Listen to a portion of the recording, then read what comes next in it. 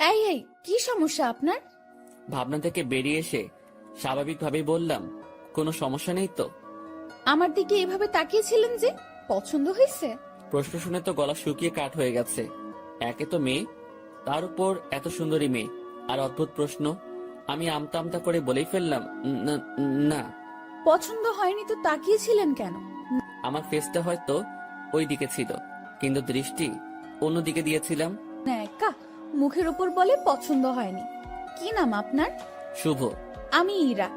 আর আপনাকে চেনা চেনা লাগছে, তাই নামটা জিজ্ঞেস করলাম।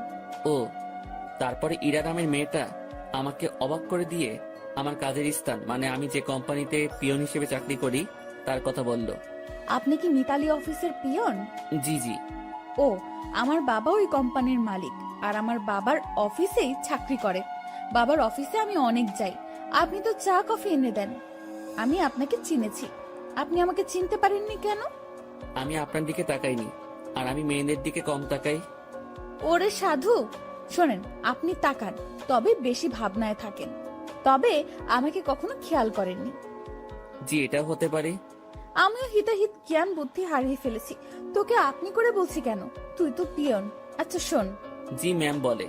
তুই তো সাধারণ বগিতে যাবি, জি ম্যাম। আমি কেবিনে যাব।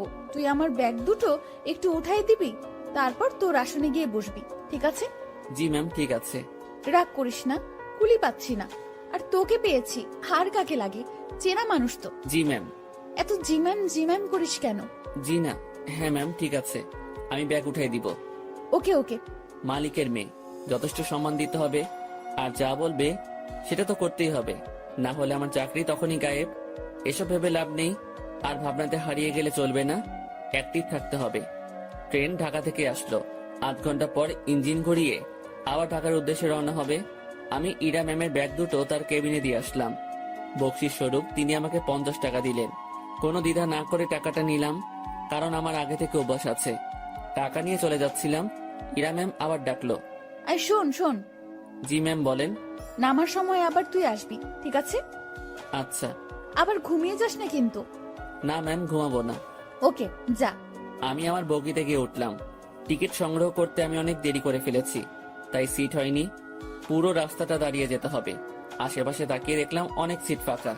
সামনের 2-1টা স্টেশন পর এসব সিট আর ফাঁকা থাকবে না, তাই মনে মনে ঠিক করলাম সিটে বসবো না, দাঁড়িয়েই যাব। ট্রেন ছাড়লো, আমি দরজায় দাঁড়িয়ে আছি। ঠান্ডা হাওয়া আমার শরীরটাতে লাগছে। আমি ভাবনায় আবার ডুব দিলাম। ভাবতে লাগলাম পুরনো দিনের কথা, মাঝে মাঝে নিজের ভবিষ্যতের কথাও ভাবলাম। তাতে যা ফলাফল পেলাম সেটা শূন্য, কারণ ভেতরে খুব হতাশা কাজ করছিল। অর্ধেক পথ আসতেই স্টেশন ছাড়াই ট্রেনটা থেমে যায়। যান্ত্রিক কোনো ত্রুটি হয়েছে হয়তো। 20 মিনিট পার হবার পর খবর পেলাম ভোরের আগে ট্রেন এখান থেকে এক চুলও নড়বে না। আর এখন রাত 1টা বাজে।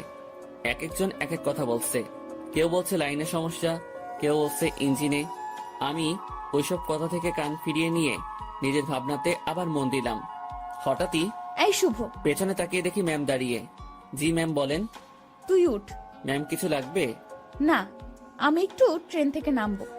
ম্যাম, বাইরে নামা ঠিক হবে না। যে অন্ধকার, এর মধ্যে কি বিপদ লুকিয়ে আছে কে জানে। কিসের বিপদ? বাইরে সাপ বিচ্ছু অনেক কিছু থাকতে পারে। কিচ্ছু নেই, চল নিচে নামবো। এই হলো আড়ালের ঘরে দুলালি, মন যা চায় সেটাই করবে। ম্যামকে নিয়ে ট্রেন থেকে নামলাম। নেমে দেখি অনেকেই নিচে দাঁড়িয়ে আছে। কেউ বাসায় ফোন করে সমস্যার কথা বলছে, আবার কেউ সিগারেট টানছে। ম্যাম আমার সাথে কথা বলা শুরু করলো। দেখ, জায়গাটা অনেক সুন্দর, তাই না? অন্ধকারে তেমন কিছুই তো দেখা যাচ্ছে না। চোখ না, মন দিয়ে দেখতে হয়।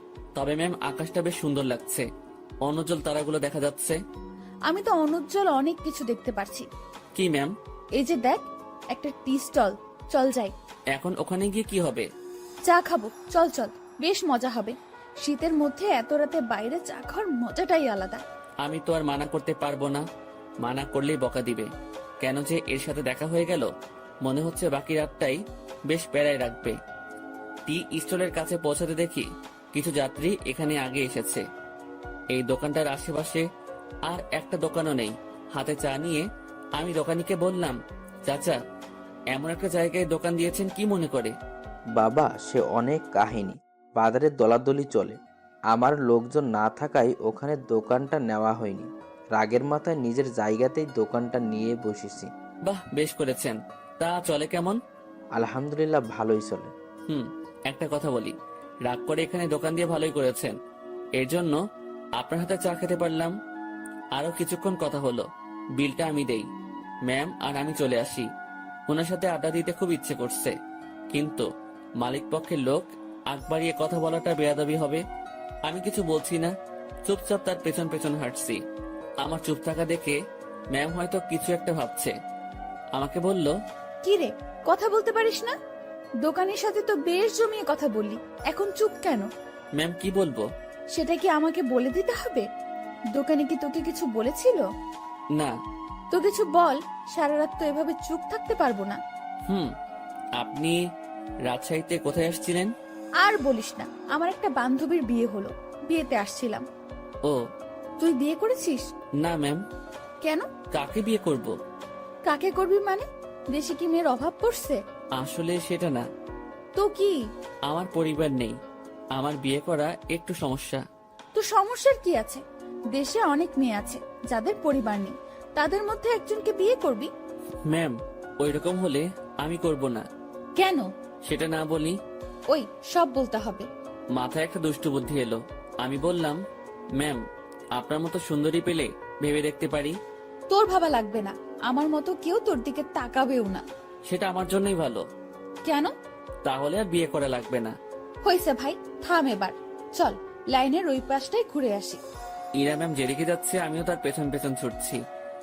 একবার বললাম যে বাকি রাতটুকু ঘুমিয়ে নেন, তখন আমাকে ধমক দিয়ে বলল, সে কি আমার আদেশ মেনে চলবে? পরক্ষণে ভাবলাম, তাই তো, সে আমার কথা মানবে কেন? সে তো মালিক পক্ষের লোক। লাইনের অন্য পাশটায় চলে আসলাম। এই পাশটায় ফাঁকা জায়গা নেই, কাছে একটা গ্রাম দেখা যাচ্ছে, আর লাইনের পাশ দিয়ে একটা রাস্তা গ্রামের ভেতরে চলে গেছে। চল রাস্তাটা দিয়ে গ্রামের ভেতর যাই। না ম্যাম, এত রাতে যাওয়া ঠিক হবে না। আমি কি বলছি তোকে? জি ম্যাম, চলেন। এই হলো মেয়ে মানুষ, ভালো মন্দ কিছুই বোঝে না। তারপর যদি এরকম ধনী ঘরের মেয়ে হয়, তাদের মাথার তার দুই একটা কমই থাকে। এরা পুরো পৃথিবীকে নিজের মনে করে আর ভাবে সেই সব থেকে ক্ষমতাধর ব্যক্তি। দুজনে অনেকটা হাঁটলাম। এখন আমরা হাঁটছি গ্রামের ভেতরে। পুরো গ্রাম নিস্তব্ধ, কোথাও কোনো সারা শব্দ নেই, শুনশান পরিবেশ। ম্যাম মাঝে মাঝে আমার সাথে কথা বলছে।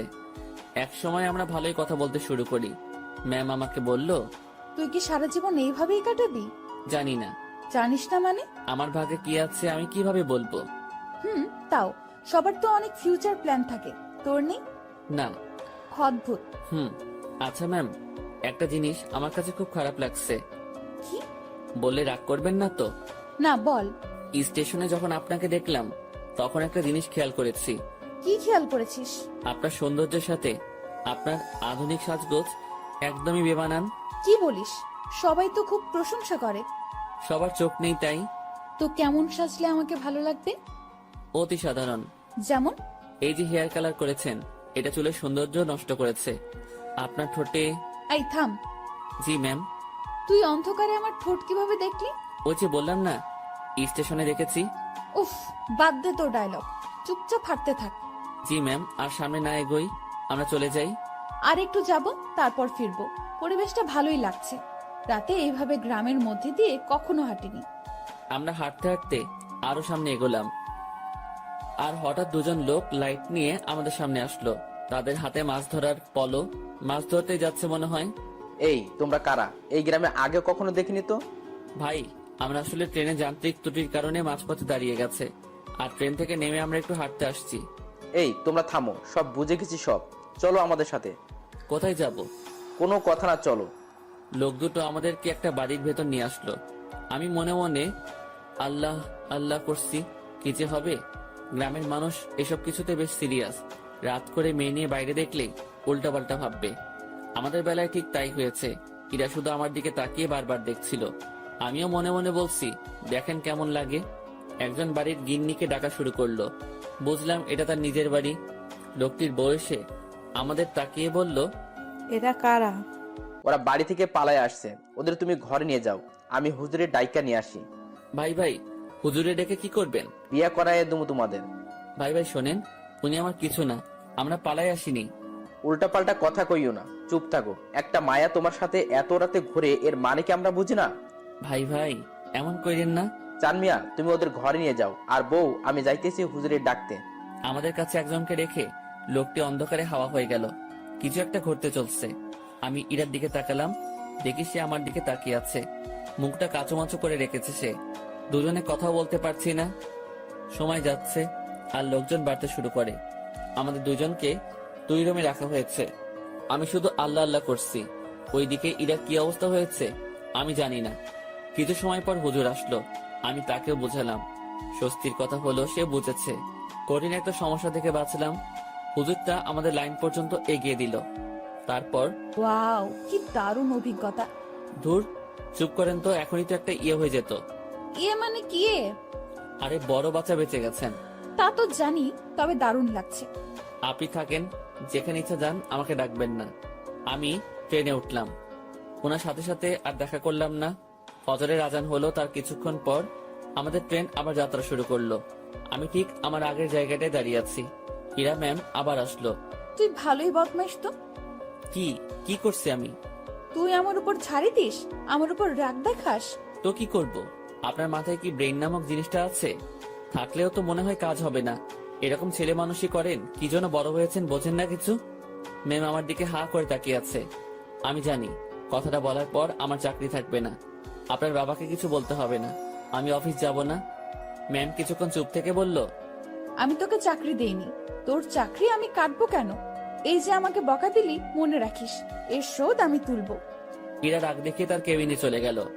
ম্যাম যে থ্রেটটা দিল আমার একটু ভয় লাগলো না। ওনার কথা শুনে মনে হলো কোনো বাচ্চা আমাকে থ্রেট দিয়েছে। ওনার কণ্ঠটা সত্যি অসাধারণ। শুনলে মনে হয় বারবার শুনি। না, আমি আবার ভাবনাতে হারিয়ে যাচ্ছি কেন? যাই, ওনার কেবিনে গিয়ে সরি বলে আসি। না হলে আমার কি করে বসবে আল্লাহ জানে। আমি তার কেবিনের ভিতর ঢুকবো, তখনই কারোর সাথে ধাক্কা লাগলো। তাকিয়ে দেখি ম্যাম। উনি হয়তো বাইরে আসছিলেন। এটা কি হলো? সরি ম্যাম, বুঝতে পারিনি। তুই আমার কেবিনে কি জন্য? সরি বলতে আসছি। সরি বললে তো কাজ হবে না, আমি তোকে মাফ করব না। কিছুক্ষণ তর্ক হলো। আমি তাকে বললাম, আমার উপর কেউ রাগ করে থাকুক সেটা আমি চাই না। আপনার মন যা চাই তাই করেন। কথাটা বলতেই ম্যাম আমাকে অবাক করে আমার গালে 2টো চড় বসিয়ে দিল। এখন বুঝতে পারলাম ম্যাম বেশ রেগে গিয়েছিল আমার উপর। চড়টা না খেলে হয়তো বুঝতে পারতাম না। আমি তো ভেবেছিলাম অন্য কোনো শাস্তি দিবে হয়তো। চড় মারার পর ম্যাম আরো বলল, তুই আমার বেস্ট ফ্রেন্ড হবি? এমন থাপ্পড় খাওয়ার পর এরকম প্রস্তাব পাবো ভাবতেও পারিনি। মনে মনে ভাবছি আমি তার সাথে কেন বন্ধুত্ব করতে যাব। তার চালচলন আর আমার চালচলন রাত দিন তফাৎ।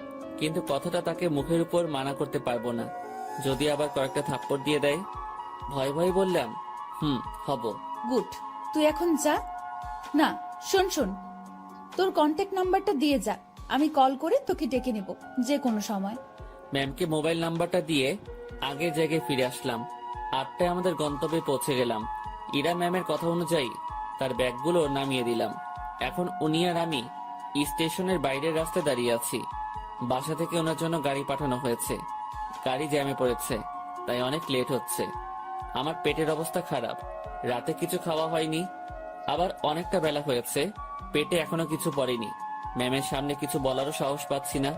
কিছু সময় পর উনি আমাকে বললেন, তোর কি ক্ষুধা লাগছে? জি অনেক। তো খেয়ে আয়। আচ্ছা আপনি দাঁড়ান, আমি যাবো আর আসবো। আমি একটা দোকানে গিয়ে চা বিস্কিটের সাথে কয়েকটা কলা খেয়ে নিলাম। দোকানদারকে টাকা দিতে যাব, তখন মনে হলো ম্যামও তো কিছু খাইনি, ওনাকে খাওয়ার কথা বলা উচিত ছিল।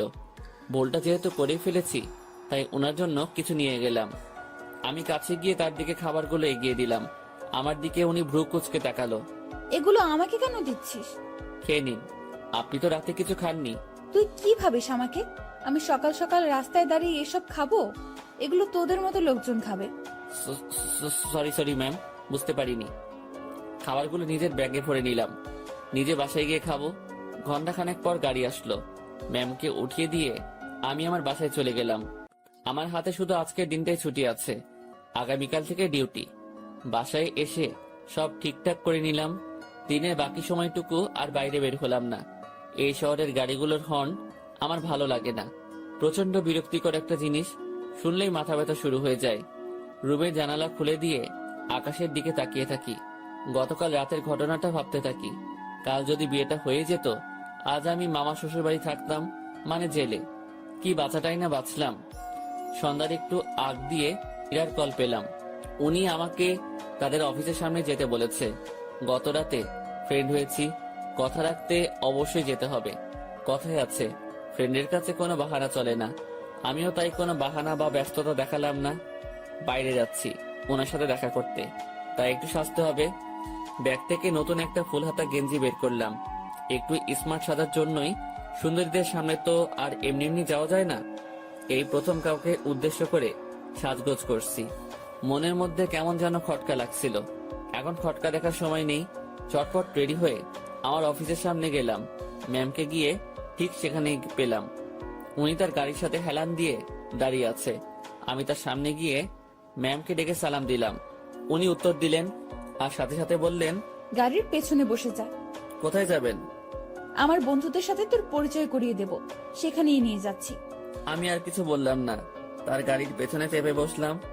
আধ ঘন্টা পর একটা রেস্টুরেন্টের সামনে গিয়ে ম্যাম গাড়ি থামালো। তারপর আমাকে নিয়ে রেস্টুরেন্টে ঢুকলো। আমি তার পিছু পিছু গেলাম। উনি একটা জায়গায় গিয়ে থামলো আর কিছু ছেলেমেয়ের সাথে গিয়ে কথা বলা শুরু করলো। বুঝতে পারলাম এরাই তার ফ্রেন্ড। এবার ম্যাম আমার দিকে তাকিয়ে বলল, বন্ধুরা, তোমাদের জন্য একটা গিফট এনেছি। কি রে দোস্ত, কে এটা? আর বলিস না, এই প্রাণীকে রাজশাহীতে পেয়েছি। এই পাগলার সাথে কিছুক্ষণ কথা বলেছি, তারপর বেস্ট ফ্রেন্ড হওয়ার প্রস্তাব দিয়েছি। দুঃখের বিষয় হলো, পাগলা আমার কথা বিশ্বাস করে হ্যাঁ বলে দিয়েছে। তোরা বলতো, এর মতো খ্যাত মানে কি বলবো, এরকম একটা মানুষ আমার ফ্রেন্ড। অসম্ভব। দেখ ভাই, আমার ফ্রেন্ডদের সাথে পরিচয় করিয়ে দিতেই তোকে এখানে নিয়ে আসছি। ইরা একে একে তার বন্ধুদের সাথে পরিচয় করিয়ে দিল। সবাই বনেদি ঘরের ছেলে মেয়ে। ট্রেনের কথা মনে পড়তেই লজ্জায় ঘেমে যাচ্ছি। এখন মান সম্মান যা যাওয়ার তা তো গেছে, বাকিটুকু নিয়ে এখান থেকে কেটে পড়তে পারলেই হলো। কিছুক্ষণ পর সেটাও থাকলো না। আমার পোশাক আর চেহারা নিয়ে তারা উপহাস করতে শুরু করলো। একটা ছেলে এগিয়ে এসে বলল, ভাইয়া এটা গেঞ্জি নাকি তেনা? কোথা থেকে কিনেছো ভাইয়া? নাকি কারো পড়ে থাকা জিনিস কুড়িয়ে নিয়েছো? না ভাই, সত্যি কিনেছি। ওমা, তাই? হুম। দেখ, ছেলেটা মাথায় তেল দিয়ে আসছে। সবাই হেসে উঠলো। সত্যি কথা বলতে আমি তেল দেইনি, ওরা পছানি দেওয়ার জন্যই বলছে। ভাবছি এখানে আর থাকা ঠিক হবে না। ম্যামকে বললাম, ম্যাম আমি এখন যাই। ওলে বাবুটা, এখনই না, কিছু খেয়ে যাও। হ্যাঁ, কিছু খেয়ে যা। একটা ছেলে আমার পকেটে হাত দিল। আমার দুর্ভাগ্য যে পকেট থেকে সে 20,000 টাকা নিয়ে এসেছি। ব্যাগে রেখে আসবো মনে ছিল না। ছেলেটা আমার পকেট থেকে টাকাটা দেখে একটু অবাক হয়ে বলল, কি রে, তোর কাছে এত টাকা কুড়িয়ে পেয়েছিস কোথায়? যাই হোক, আমাদের কিছু খাওয়া। আমি আর কি মানা করব, মান সম্মান একটু বজায় রাখতে হ্যাঁ বললাম। তাতেই ওরা সুযোগ পেয়ে গেল। নানা রকম দামি খাবার অর্ডার করলো, যেগুলো আমি চোখে দেখা তো দূরের কথা, নামও শুনিনি। ওরা সবাই খাচ্ছে, আমি দাঁড়িয়ে আছি। একজন খেতে বলেছিল, কিন্তু আমি মানা করেছি আর বলেছি খেয়ে আসছি, আমার পেট ভরা। খাওয়া শেষে বিল তো 20,000-এর উপরে এলো। আমার মাথায় ঢুকলো না 7-8 জন মিলে 20,000 টাকা কিভাবে খায়, যেটা জোগাড় করতে আমার বছর খানেক সময় লেগেছিল। খারাপ ভালো দু ধরনের মজাই পাচ্ছিলাম। কম খাবারে এত বিল আর আমার পকেটে টাকা গায়েব। ম্যাম আমি এখন চাই। হ্যাঁ যাবি, তার আগে একটা কথা বলি, কখনো এরকম মফিজ মার্কা কাজ করবি না। এত সহজে কোনো বন্ধুত্ব পাওয়া যায় নাকি? জীবনে কোনো কিছুই সহজভাবে নিবি না। জি ম্যাম। যা তাহলে। আমি বাইরে এসে দাঁড়ালাম।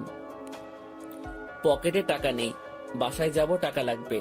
মনে মনে ঠিক করলাম ম্যামের কাছ থেকে কিছু টাকা চেয়ে নিব, না হলে এই পথ যেতে যেতে মধ্যরাত হয়ে যাবে।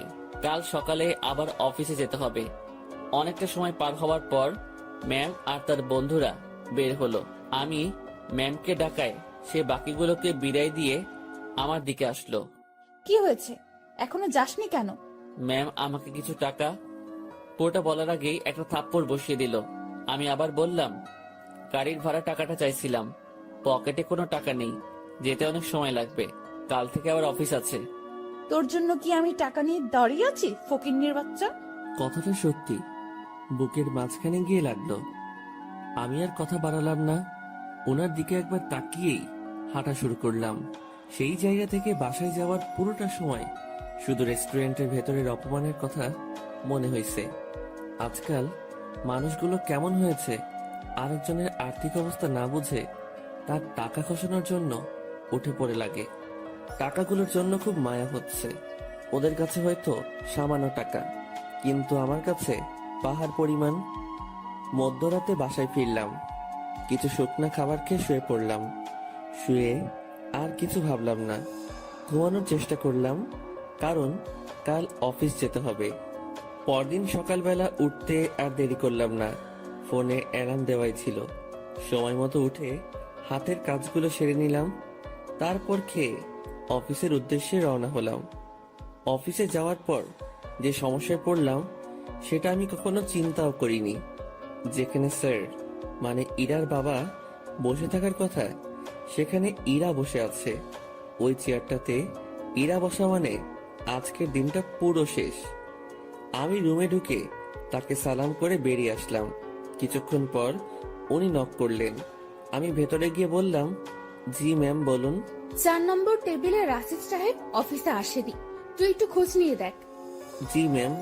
আমি ফোন করে জানলাম উনি রাস্তায় আছেন। আমি ম্যামকে সেটা জানিয়ে দিয়ে বাইরে বসে আছি। সেই মুহূর্তে জেনারেল ম্যানেজার আমাকে ডাকলেন কফি এনে দিতে। আমি কফি নিয়ে তার রুমে গেলাম। কফির কাপটা হাতে নিয়ে দেখলেন এবং ফেলে দিলেন।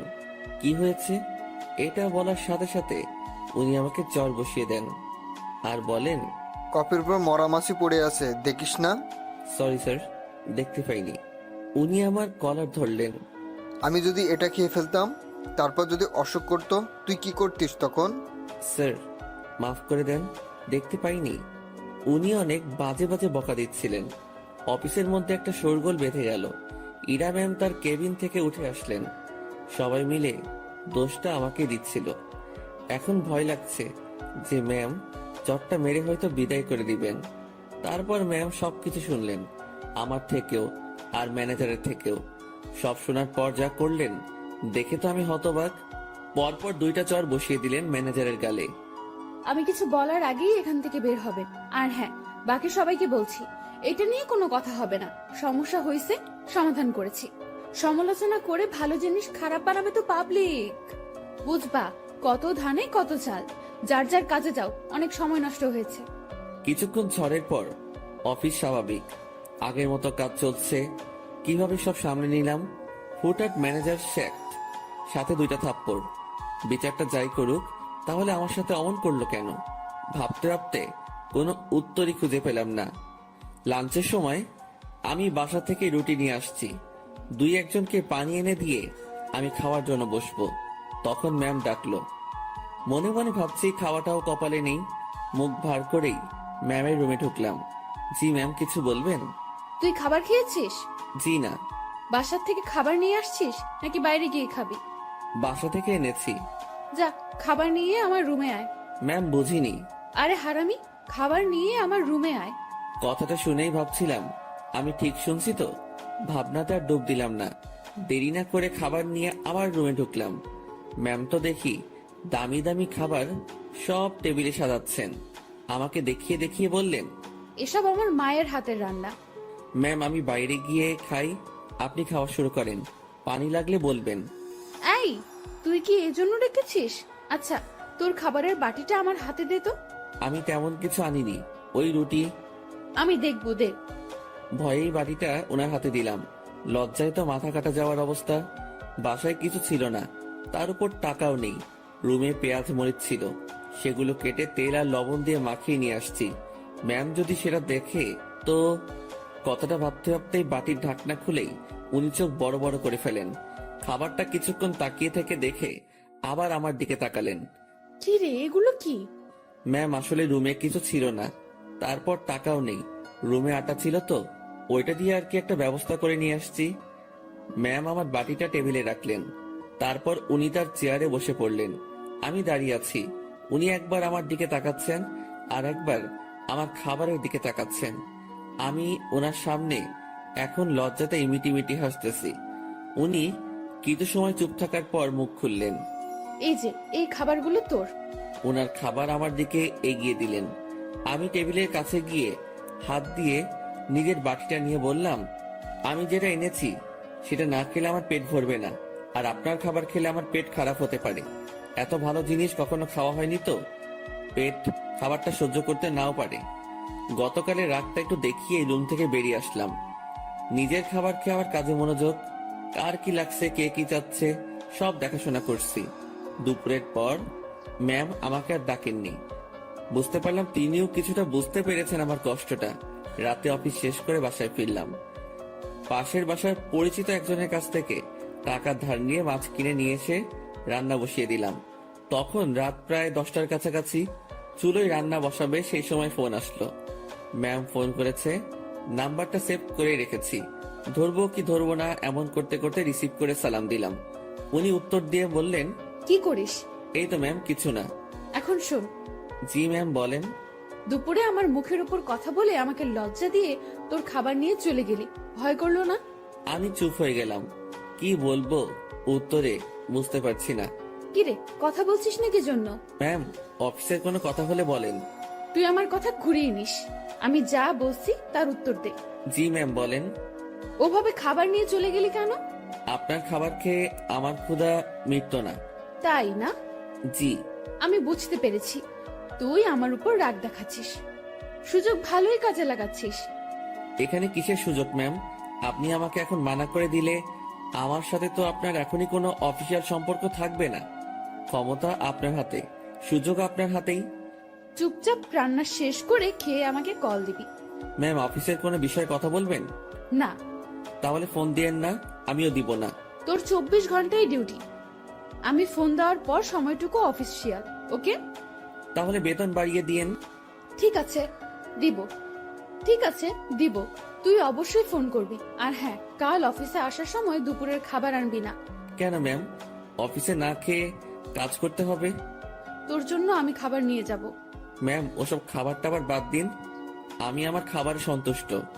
তুই যদি কাল অফিসে তোর রান্না করা কিছু নিয়ে আসিস তো মনে রাখবি, তোকে শুধু অফিস থেকে না, দুনিয়া থেকেই বিদায় করে দিব। আমি কিছু বলতে যাব তখনই ম্যাম ফোনটা রেখে দিল। তুই যদি কাল অফিসে তোর রান্না করা কিছু নিয়ে আসিস তো মনে রাখবি, তোকে শুধু অফিস থেকে না, দুনিয়া থেকেই বিদায় করে দিব। আমি কিছু বলতে যাব তখনই ম্যাম ফোনটা রেখে দিল। মনে মনে ভাবছি, এত আদিক্ষেতা দেখানোর কি আছে? আমি তার অফিসের সামনে একজন পিয়ন, আর এমন ব্যবহার করছে। মনে হয় না, ছি ছি ছি, কি সব কথা ভাবছি আমি। পরদিন সকাল সকাল উঠে আর রান্না করলাম না। সকালে নাস্তাটা বাইরে করেই অফিসে রওনা হলাম। অফিসে গিয়ে দেখি ম্যাম আগে এসেছেন। প্রতিদিনের মতো হাজিরা দিলাম। উনি আমাকে দেখে তেমন কিছু বললেন না। দুপুর পর্যন্ত স্বাভাবিকভাবেই কাজ করলাম। দুপুরের খাবার সময় ম্যাম তার রুমে ডাকে। আমি জানি উনি আমার জন্য খাবার নিয়ে আসছে। খুব লজ্জা লাগছিল। রুমের একপাশে খাবার খাওয়ার জন্য সুন্দর একটা ব্যবস্থা ছিল। ম্যাম আমাকে ওখানটায় বসতে বলে, আর আমার সামনাসামনি উনিও বসে যান। উনি একটা প্লেটে খাবার নিয়ে আমাকে দেয়, আরেকটা উনি নেন। আমি প্লেটে হাত দিতে পারছিলাম না, খুব ভয় কাজ করছিল। এত বড় একজন মানুষের সামনে খাবার খাওয়া চারটেখানি কথা না, তার উপর সামনে এত সুন্দরী মেয়ে বসা। ম্যাম আমার দিকে খেয়াল করে বলল, তুই হাত দিয়ে খাবি না খাওয়াই দিব? জি না ম্যাম, একটা কথা। কি? আমি খাবার বাইরে নিয়ে গিয়ে খাই। এখানে খাইতে তোর সমস্যা কোথায়? ম্যাম, সত্যি বলতে ভয় করছে। কি ভয়? আরে ভয় কি জন্য পাচ্ছিস? আপনার সামনে এভাবে খাওয়া। তো কি হয়েছে, খা। ম্যাম, বাইরে যাই। শুভ, আমি এক কথা 100 বার বলতে পারবো না। আমি আর কথা বাড়ালাম না, ভয়ে ভয়ে খাওয়া শেষ করলাম।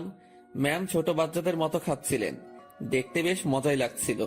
ম্যাম খাওয়ার দৃশ্যটা দেখতে গিয়ে তার চোখে চোখ পড়ে যায়। আমার বুকটা তখন ভয়ে ধুপ করে উঠেছিল। ইশারায় বলেছিলেন, কি হয়েছে? আমি মাথা নাড়িয়ে মানা করে বলি, কিছু না। খাওয়া শেষে, তুই বাসায় যা, তোর ছুটি। জি ম্যাম। কেন? আমি দিয়েছি তাই। বাসায় তো কোনো কাজ নেই আমার। এত কথা বলতে তোকে কে বলেছে? যা, সোজা বাসায় যাবি, কোথাও যেন দেরি না হয়। আমার ছুটিতে বাকি সবাই একটু অবাক হলো। আমি জানি না ম্যাম, আমার কাজগুলো কাকে দিয়ে করিয়ে নেবেন? উনি যেভাবে কাজ করেন যে কেউ দেখলে অবাক হবে।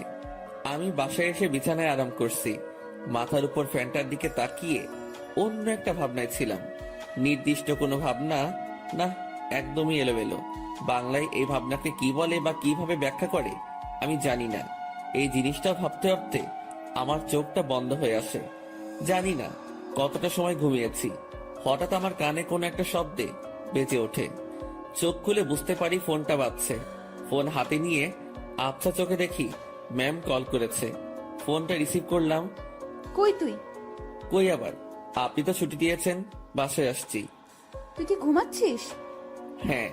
আমি কি তোকে ঘুমানোর জন্য ছুটি দিয়েছি? তাহলে? বাসায় যেতে বলেছি শুধু। জি ম্যাম, আমি তো আপনার কথায় সোজা বাসায় আসছি, আর বাসায় কাজ নেই, তাই একটু। তুই চুপ কর, শোন। জি বলেন। আমাদের অফিস থেকে দক্ষিণ থেকে যে লেকটা আছে তুই চিনিস? জি ম্যাম। তুই আয়, আমি তোর জন্য অপেক্ষা করছি। কেন ম্যাম? তোকে আসতে বলছি না আমি? জি ম্যাম, এই তো আসছি আমি। এবার বুঝলাম আমাকে ছুটি দেওয়ার কারণটা কি ছিল। আমার কাছে এটাও একটা ডিউটি, কিচ্ছু করার নেই, যেতেই হবে। যেমন ছিলাম তেমনই বেরিয়ে গেলাম। গতদিনের মতো আর সেজেগুজে বের হলাম না, যদি আবার অপমান করে। পকেটে টাকা আছে, তবুও হেঁটে যাচ্ছি। এই মাসের বেতন পেতে অনেক দেরি, তাই এমনি টাকা খরচ করা চলবে না। আমি ম্যামের কথা মতো সেই লেকের পাড়ে পৌঁছে যাই। এর মধ্যে ম্যাম আমাকে দুবার কল করেছিল, শুধু জেনেছিল আমি কই আছি। লেকের পাড়ে যেতেই দেখলাম অনেকেই বসে আড্ডা দিচ্ছে, অনেক বাচ্চারও আসছে। আমি ম্যামকে খুঁজছিলাম, আমাকে দেখে ম্যামই আমাকে ডাকে। আমি ওনার দিকে এগিয়ে যাই। উনি ঘাসের উপর বসা ছিলেন। একটু দূর থেকে মনে হচ্ছিল কোনো কারণে মনটা খারাপ। আমি তার পিছে গিয়ে দাঁড়ালাম। বস এখানে। আমি বসার পর, জি ম্যাম বলেন। আমি বুঝলাম না, 10 মিনিটের রাস্তা 1 ঘন্টা লাগে কিভাবে? আসলে ম্যাম কি বলবো, হেঁটে আসছি। তুই হেঁটে আসছিস কি জন্য? টাকা নাই? আছে, তবে খুবই অল্প। খরচ করলে বড়সড় বিপদে পড়তে হবে। আপনার মন খারাপ দেখছি। ম্যাম কিছু হয়েছে কি? তোর জন্য। ম্যাম আমি কি করেছি? অনেক লেট করছিস। জি সরি। উঠে দাঁড়িয়ে কান ধরে থাক। ম্যাম এটা। আমি উঠতে বলেছি। আমি উঠতে যাব তখনই ম্যাম আমাকে বসতে বলে। টাকা আছে তো, তাই না? হ্যাঁ আছে। চল আইসক্রিম খাবো।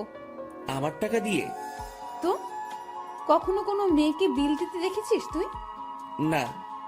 তো আমার কাছে চাইবি না। চল আইসক্রিম খাবো। ম্যাম ম্যাম শোনেন, একটু মনটা নরম করেন। টাকাগুলো গেলে খুব সমস্যায় পড়বো। সেটা তো আমি জানি না। তুই আমার বেস্ট ফ্রেন্ড, বেস্ট ফ্রেন্ডের জন্য সবাই জান দিয়ে দেয়, আর আমি তো তোর কাছে টাকা চাইছি। জানতো না, আর সময় হলে জানটাও দিয়ে দিবি। অসহায়ের মতো দাঁড়িয়ে আছি। এখন আমার পকেটের 12টা বাজবে। ম্যাম আর আমি আইসক্রিম খেলাম, আমাদের মধ্যে কোনো কথা হচ্ছিল না। দুজন শুধু হাঁটছিলাম, আর মাঝে মাঝে দরকার হলে উনি নিজে থেকে কথা বলছিলেন। লেকের পাড় থেকে বের হয়ে রাস্তায় আসলাম। উনি গাড়ি নিয়ে আসছেন, দেখে মনে হচ্ছে চলে যাবেন। ম্যাম তাহলে আপনি যান, আমি চলে যাই। এই কই যাস তুই? বাসায়। না, গাড়িতে ওঠ। কোথায় যাবেন? Long drive. না ম্যাম আপনি যান, আমি বাসায় চাই। ব্রেকআপ, যা বাসায় যা, বাসায় গিয়া মর। ম্যাম রাগ করে গাড়িতে হেলান দিয়ে দাঁড়ালো। এরকম অবস্থায় তো রেখে যাওয়া যায় না। আমি তার দিকে একটু এগিয়ে গেলাম, আর উনি যে একটা শব্দ বলেছেন সেটার মানে জানার জন্য তাকে প্রশ্ন করব। যদিও আমি জানি, তবুও প্রশ্ন করব, যাতে ওনার রাগটা ভেঙে আমার প্রশ্নের উত্তর দিতে মনোযোগী হয়। ম্যাম ব্রেকআপ কি? তুই জানিস না? ন্যাকামো করিস? সত্যি জানি না। তোর আমার যে বন্ধুত্ব আছে সেটা কাটাকাটি, এটার মানে ব্রেকআপ। ওহ ম্যাম, আপনার মধ্যে তো এরকম কিছু নেই। শুভ, আমি তোকে বলছি না তুই আমার বেস্ট ফ্রেন্ড? আপনি তো বলেছেন যে এটা মিথ্যা ছিল। গাড়িতে ওঠ, সব বলছি। কথা বাড়ালাম না। গাড়ির পেছনে দরজা খুলতে যাব, তখনই। ওই হাদারাম, কি করিস? বসবো না। সামনে। পেছনে কেন? সামনে। হ্যাঁ রে গাধা, ওঠ। গাড়িতে উঠলাম। ম্যাম ড্রাইভিং সিটে আর আমি তার পাশে। সন্ধ্যা হয়ে আসছে। ম্যাম এবার আমার সাথে বেশ ফ্রি ভাবে কথা বলা শুরু করলো। আমি কিন্তু কুমিল্লা যাচ্ছি। এত দূর কেন? আরে লং ড্রাইভ তো, আর রাগ ভাঙাতে সময় লাগবে। কিসের রাগ? তুই আমার উপর রেগে আছিস, আমি জানি। আমি আপনার উপর কি জন্য রাগ করব? ওই যে রেস্টুরেন্টে সেই ঘটনার জন্য। না ম্যাম, কি যে বলেন। ওই দিন আপনারও মজা করেছেন, আমিও মজা পেয়েছি। ওরে শুভ, আমাকে কি বাচ্চা মনে হয় আপনার? এত বড় একটা প্রতিষ্ঠান চালাচ্ছি, আমার মাথায় কি এতটুকু বুদ্ধি নেই যে কোনটা সত্যি আর কোনটা মিথ্যা আমি বুঝবো না? না, বুদ্ধি তো আপনার অনেক আছে। হয়েছে, শোন আমি কি বলি। বলেন। রাতে কি খাবি বল? সন্ধ্যায় তো অনেক কিছু খেলাম, রাতে আর কি খাবো? না, তাও কিছু শুকনো খাবার নেই, আর দুটো পিৎজা। আপনার ইচ্ছা। ম্যাম, ভয় করছে আমার। কেন? আপনার বাবা যদি জানে অফিসের পিয়নকে নিয়ে ঘুরতে বের হইছেন। কিভাবে জানবে? আমি তো বলবো না। আমি যে অফিসে যাব না সেটা তো জানতে পারবে। সেটা আমি দেখে নিব, তোর এত চিন্তা নেই। এখন বল আমাকে মাফ করেছিস কিনা। আপনি তো দোষ করেননি। তোকে যে কি করব আমি, দেখ। আর রাগ করে থাকিস না, ভুল করে ফেলেছি। আমি রাগ করিনি তো। আমি তোর চোখে মুখে রাগ দেখতেছি। আচ্ছা, রাগ নেই আমার উপর, সত্যি তো? হ্যাঁ সত্যি। সত্য নাকি মিথ্যা সব টের পাবো। আমি যা বলবো সেটা যদি না করিস তাহলেই বুঝবো তুই এখনো রেগে আছিস। না, কি যে বলেন, আপনার তো সব কথাই শুনি। কত যে শুনিস আমার জানা আছে। মাঝপথে আমরা গাড়ি থেকে নেমে কিছু খাবার নিলাম। দুজন বেশ কথা বলতে বলতে যাচ্ছি। ইরা ম্যাম গাড়িটা এখন বেশ ধীর গতিতে চালাচ্ছেন। আজ বেশ কুয়াশাও পড়েছে। এই চল, বাইরে কুয়াশার বৃষ্টিতে ভিজি। এই না, এটা করবেন না। বাইরে গেলে বিপদ। সেদিনের মতো হলে অবস্থা খারাপ হয়ে যাবে। যাব না তো, তোর কেয়ারিংটা আমার খুব ভালো লাগে, সেটা পাওয়ার জন্যই কথাটা বললাম। হুম। তুই কাউকে ভালোবাসিস নাই? কোন ভালোবাসা? মানে পছন্দের মানুষ বিয়ে টিয়ে করার ইচ্ছা এমন? এর আগেও তো বলেছি ওই রকম কেউ নেই। কাউকে দেখে পছন্দ হয় না? না, প্রায় সবার মধ্যেই ভেজাল আছে। ভেজাল মানে? মানে আর কি, এখন তো প্রেমের বাজার চলে। বাজারটা বেশ গরম। একজন 10-12টা প্রেম করে, তার উপর ওয়েটিং এ রাখে। তুই জানিস কিভাবে? চোখ খোলা রাখলে সবই টের পাওয়া যায়। ম্যাম, আপনার নেই কি পছন্দের মানুষ? না রে, এসব পছন্দ টছন্দ আমার হয় না। আমাকে যে বুঝতে পারে তাকেই আমার পছন্দ। ও, আপনার বাবা আপনাকে বিয়ে দিবে না? কি সব প্রশ্ন যে করিস, বিয়ে দিবে না কেন? অবশ্যই দিবে। তাদের পছন্দেই বিয়ে করবেন। হ্যাঁ, এটাই তো স্বাভাবিক। হঠাৎ করে এই মাঝ রাস্তায় জ্যাম পড়ে যায়। কুয়াশা বেশি হওয়ায় সব গাড়ি চলাচল বন্ধ করে দেওয়া হয়েছে। ম্যাম গাড়ির হেডলাইটটা অফ করলো, তারপর কোথা থেকে যেন একটা চাদর বের করলো। আপনি কি এখন ঘুমাবেন? না, শীত করতেছে প্রচুর, গায়ের উপর দিয়ে রাখি। আমি বাইরে তাকালাম, কুয়াশায় কিচ্ছু দেখা যাচ্ছে না। তবুও তাকিয়ে আছি ম্যামের দিকে। তো আর তাকিয়ে থাকা যায় না, তার দিকে তাকালে চোখ ফেরানো যায় না, সেই জন্য তাকানোটাই বিপদ। কি রে, তুই এরকম চুপচাপ থাকবি? আমি আসলে তাকিয়ে থাকতে চাইনি, ভাবনার কথা বাস্তবে ভুলে বলে ফেললাম। কি তাকিয়ে থাকতে চাস মানে? না ম্যাম, মানে ওই যে আমার খুব শীত করতেছে, কথা থেকে বাঁচার জন্য বললাম। আগে বলবি না? আয় চাদরের মধ্যে। মনে মনে ভাবছি আরেক বিপদ। কি হলো, আয়। না ম্যাম, ঠিক আছে, শীত কমে গেছে। ভয় পাচ্ছিস তাই না? ভয় নেই, কাছে আয়। আরে খুব কাছে না, চাদরটা বড়, তুই একটু কাছে আসলেই হয়ে যাবে। একটু কাছে গেলাম, ম্যাম আমাকে চাদরের একটা মুড়ি দিল। আমি সেটা আমার পাশে ঘিরে পিঠের সাথে লাগিয়ে নিলাম। এবার আমি কাঁপতেছি, তবে সেটা শীতে না, ভয়ে। কাঁপুনি রেখে ম্যাম বলল, ওরে আল্লাহ, তোর এত শীত করতেছে? এখন ঠিক হয়ে যাবে। আমি জানি ঠিক হবে না। কথাটা বলে ম্যাম আমার খুব কাছে আসলো, তবে তার শরীরের সাথে কোনো স্পর্শ লাগেনি। অনেক চেষ্টা করে নিজের কাঁপুনি থামালাম। ম্যামের চোখে ঘুম ঘুম ভাব এসে গেছে। ম্যাম, আপনি তো ঘুমাচ্ছেন। কই না তো। আপনার কি খুব ঘুম পাচ্ছে? অনেক। ম্যাম ধীরে ধীরে বেশ সুন্দরী হয়ে উঠছে। শুনেছি সুন্দরী মেয়ে ঘুমালে আরো বেশি সুন্দরী লাগে। আজ সেটা সামনে থেকে দেখলাম। আমি যদি উনার বর হতাম, এখন কাছে নিয়ে বুকের মধ্যে রাখতাম।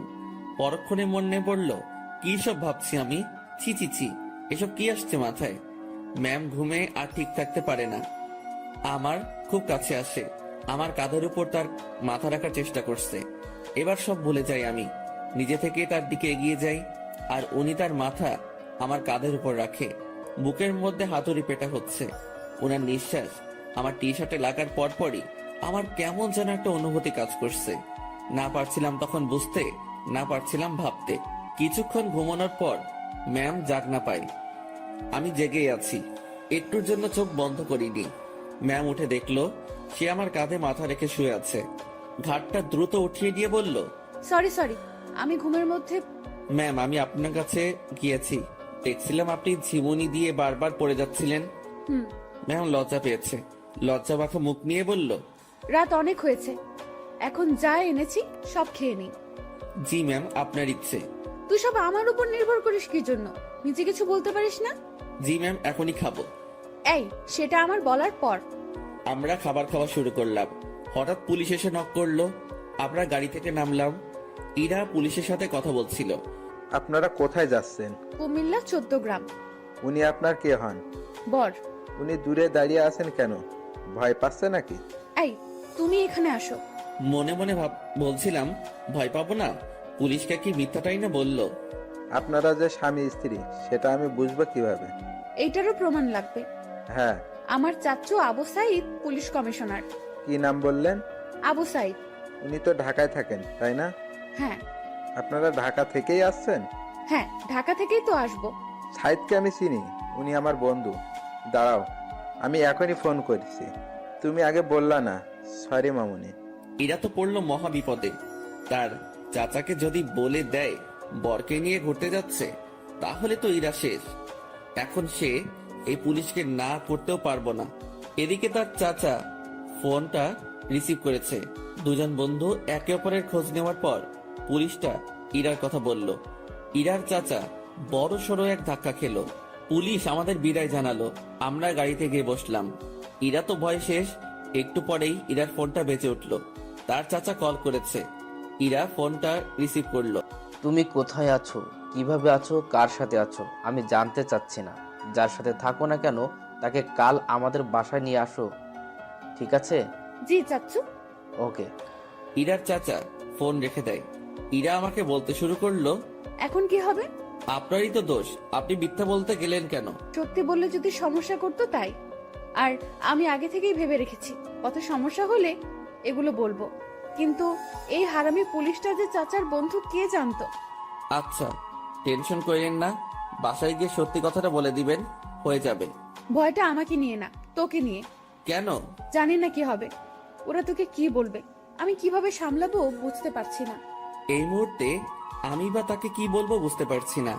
ভাবছি এর সাথে থাকলেই সমস্যায় পড়তে হয়। ম্যাম বেশ টেনশনে পড়ে গেছে। একবার আমার দিকে তাকাচ্ছে, আরেকবার বাইরে। ম্যামের অবস্থা দেখে বেশ মায়াই হচ্ছিল।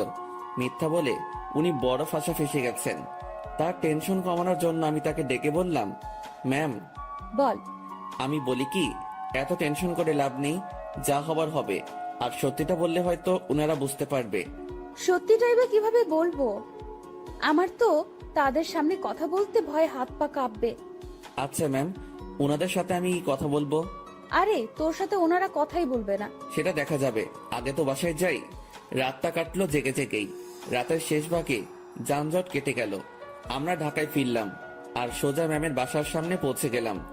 ম্যাম আমাকে বাইরে রেখে ভেতরে গেলেন। ভেতরে তার সাথে কি হচ্ছিল সেটা আমার কাছে অজানা। হয়তো তাকে বকা দিচ্ছে। কিছু সময় পর ম্যামের সাথে পুরো পরিবার আসলো। আমি তো দেখেই ভয়ে শেষ।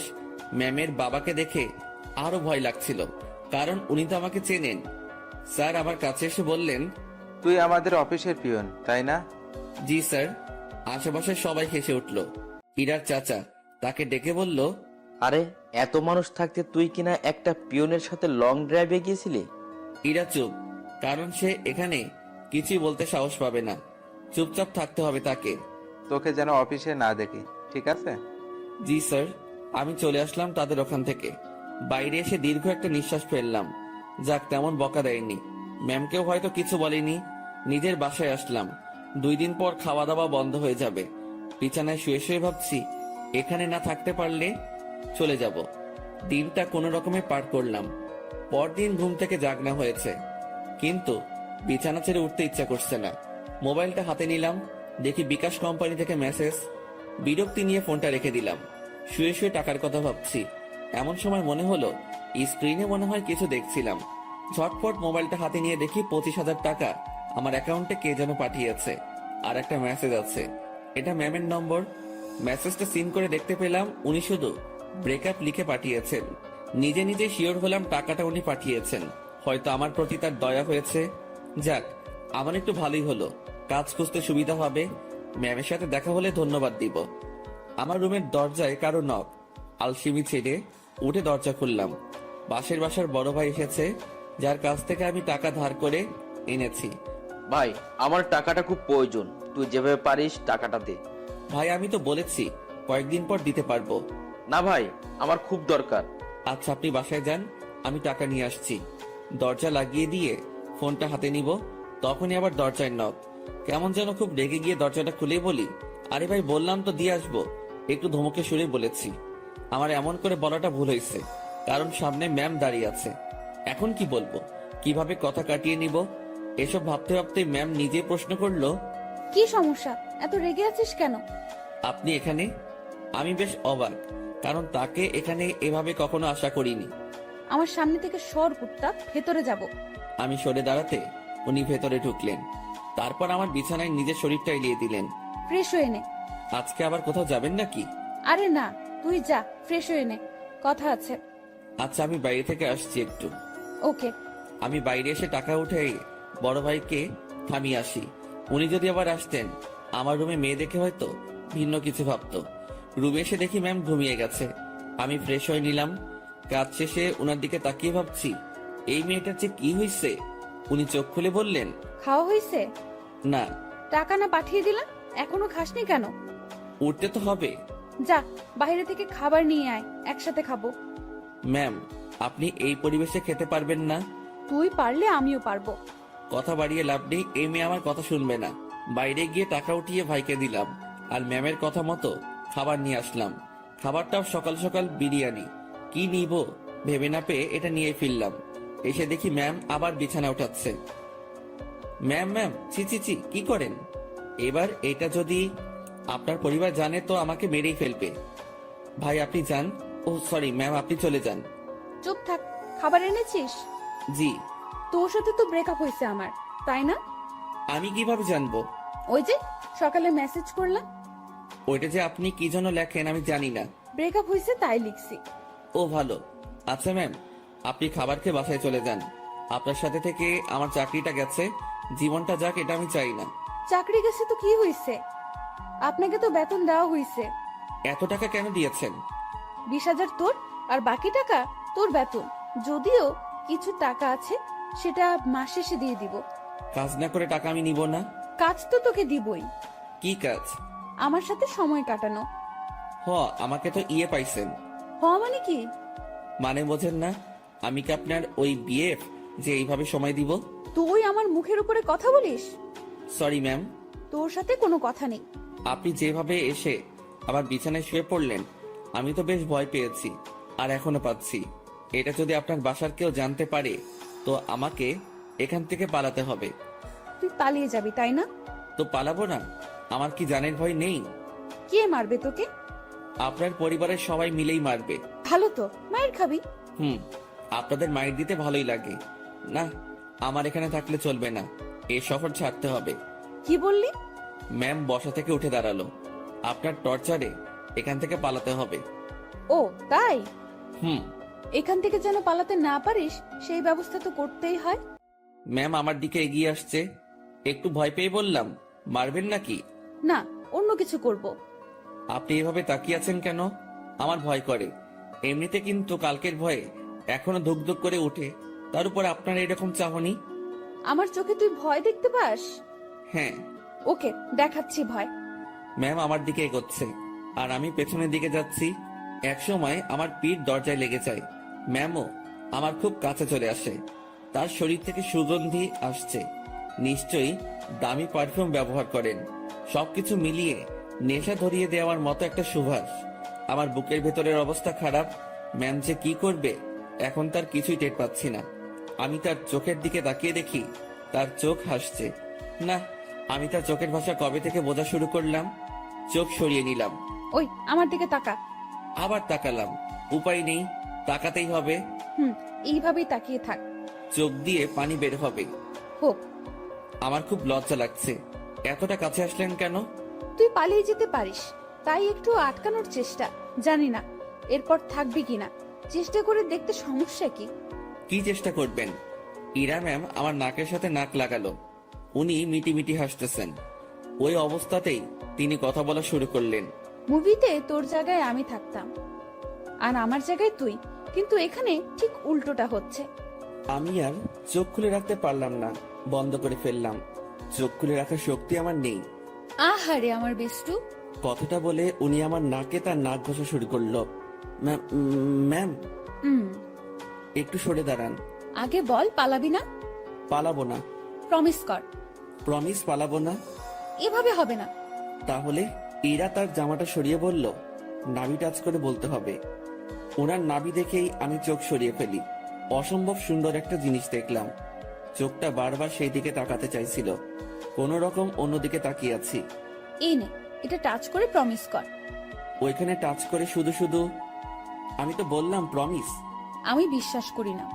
ম্যাম, ওখানে আমি হাত দিতে পারবো না, যত যাই বলেন। কেন?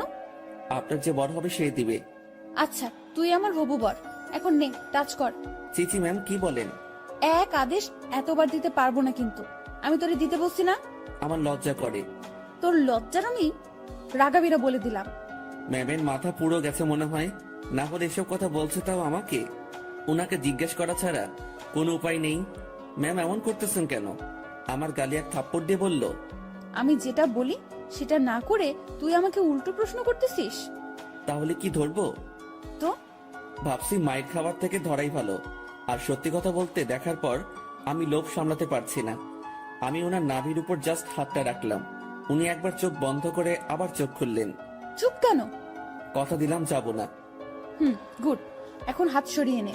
ও সরি ম্যাম, আমার থেকে দূরে গেল, আমি বাঁচলাম। উনি আবার বলতে শুরু করলেন, বাবাকে চ্যালেঞ্জ করে আসছি, তোকেই বিয়ে করব আমি। ও আল্লাহ, না ম্যাম, এটা কি বলছেন আপনি? তুই বুঝবি না, আমি তোকে টাকা দেওয়ার পরেই ঝগড়াটা লাগছে। আমাকে নিয়ে পরিবারের সাথে ঝগড়া করতে গেছেন কেন? ওরা আমার চরিত্র নিয়ে কথা উঠাইছে, তারপর আমাকে বলেছে তোর সাথে নাকি আমার প্রেম আছে। আচ্ছা, মাথা ঠান্ডা করেন। হ্যাঁ, তোকে আমাদের বাসায় নিয়ে গেলে আমার মাথা ঠান্ডা হবে। ও আল্লাহ, এবার আমি শেষ। ম্যাম কি বলেন এগুলা? আমি কেন? ঝগড়ার সময় বলেছি আমি তোকে ভালোবাসি, তোকেই বিয়ে করব, আর তুই আমাদের বাসায়ই থাকবি। মানে আপনি আমার উপরে যাওয়ার টিকিট নিয়ে আসছেন, তাই না? জানি না, ব্যাগপত্র গুছিয়ে নে আর আমার সাথে চল।